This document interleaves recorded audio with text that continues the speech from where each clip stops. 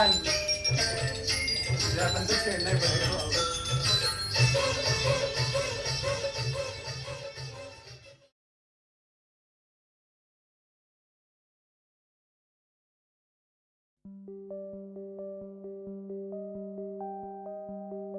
the start of the epidemic more than 3 decades ago, men who have sex with men have been disproportionately affected by HIV/AIDS.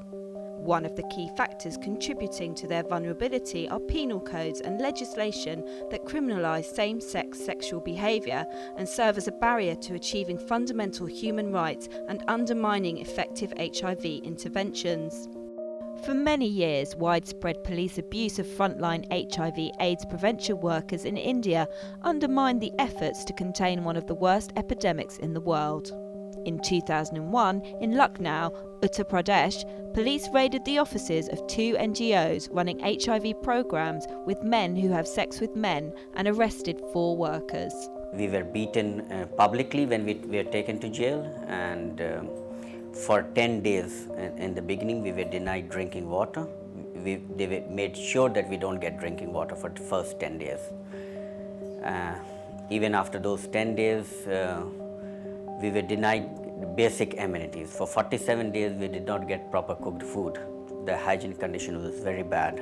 Even for the toilets we had to take water from the drains, the filthy black waters, and all 4 of us got a lot of infections from the jail, and we were beaten every day almost. The 4 were charged under Section 377 of the Indian Penal Code, which criminalised homosexuality.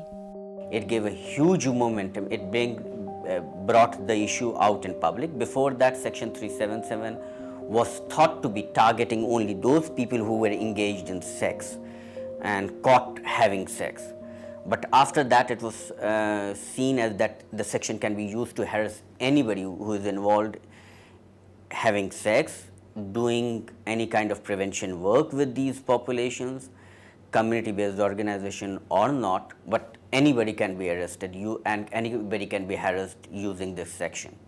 377 Act of the Indian Penal Code is basically, it reads as follows: whoever voluntarily has carnal intercourse with a man, woman or an animal against the order of nature is punishable with imprisonment of up to 10 years or life, and or fine or both. The British, when they enacted the law in the 1860s, they had a particular notion about sexuality, and they did not condone any non-heterosexual sex. So the purpose and the meaning and intent of against the order of nature is to only allow heterosexual penile vaginal sex. Under these archaic British colonial laws, the lesbian, gay, bisexual and transgender community had experienced years of discrimination, police harassment and abuse. We are the only sexual minority which is visible.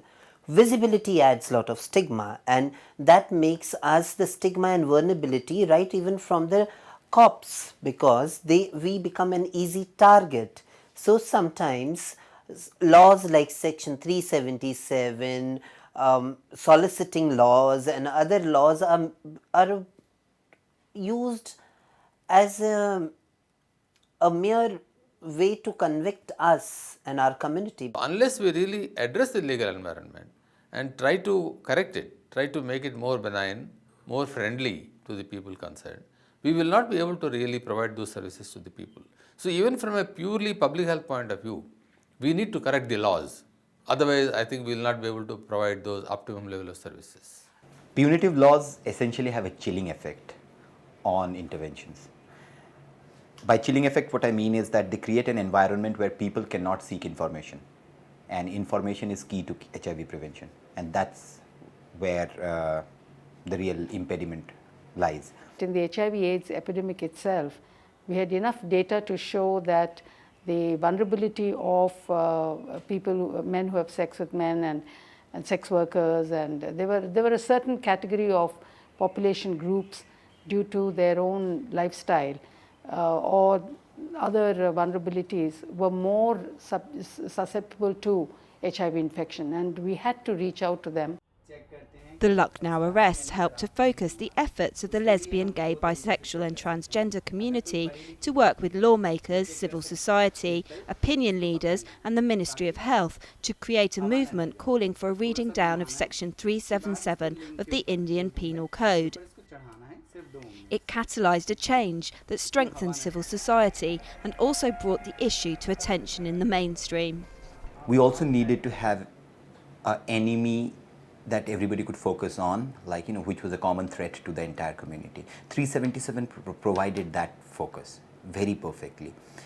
So every time there was, I would say, a setback in the litigation process, that led to people getting together, mobilizing as a community. I mean, a lot of the unity, a lot of the common ground that we see today actually came about because that litigation was going on. So this movement, which was earlier confined only to the community members, later on spread to the general population also. It became a rights issue, not just a MSM issue. I think that, to my mind, is the real turning point which influenced the thinking of the judges, which I think ultimately resulted in a favourable judgment. The movement to repeal Section 377 was led by the Naz Foundation India Trust, a Delhi-based organisation working on HIV, which filed a public interest litigation in the Delhi High Court in 2001, working with a legal team from the Lawyers Collective. We were finding that our outreach workers were constantly being harassed by the cops, and very often they would use the threat of Section 377. By saying that, by giving out condoms to the community, you're actually promoting an illegal behavior. Then, of course, we did a lot of counseling of families, and invariably, it used to be really sad because families would kind of say, okay, we acknowledge that we must accept our child for who he is. But if it is so normal and natural, why is it illegal? Why is it seen as a criminal activity? Which always made me feel sick to my stomach. In an historic judgment delivered on the 2nd of July 2009, the Delhi High Court overturned the 150-year-old section, effectively legalising consensual homosexual activities between adults. Really the question is, what are the limits on the legislature in passing law, in moral legislation, in enacting moral legislation? So whether in examining the constitutionality of such legislation, what should be the criteria? The Government of India's stand was, look here, that the Indian society as a whole,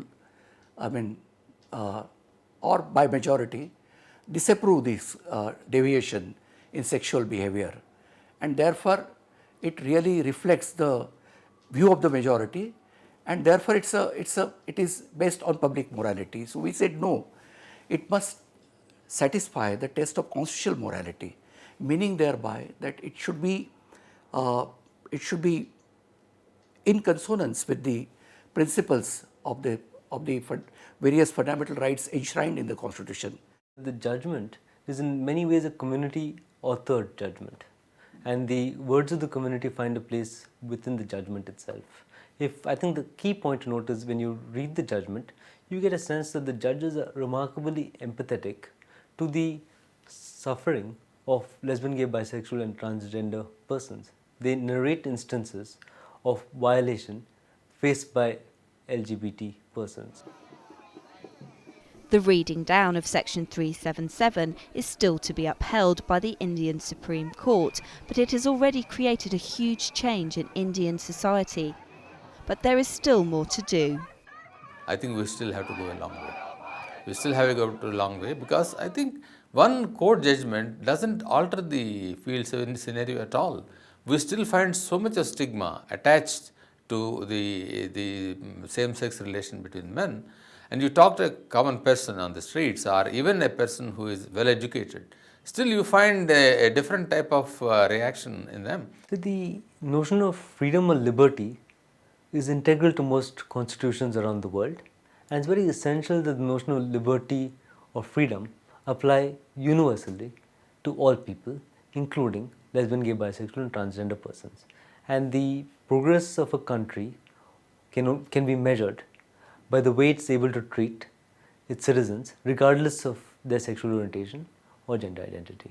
It's really critical for all of us to understand that laws which are so regressive and archaic don't make sense in any community, in any culture, in any country. Because a law like this is so violative of a person's inherent rights, which are guaranteed by all governments, or should be guaranteed by all governments. And I also think the international community needs to understand that we can and must challenge these kind of laws, because it takes away a person's, it chips away at the inner core. And for any culture and any country to do well, we have to treat our people as equal citizens. Otherwise, it's pointless. The epidemic is still causing devastation. We're still seeing 2.7 million new infections around the world every year, and it will not be changed in a sustainable way unless we can address the structural issues that are driving new infections. And law reform is a very important path to making those changes. And we've unfortunately are in a situation where the health profession, medical advances are leading the way, but law reform needs to follow very closely to make those changes sustainable. It's urgent, it needs to start now.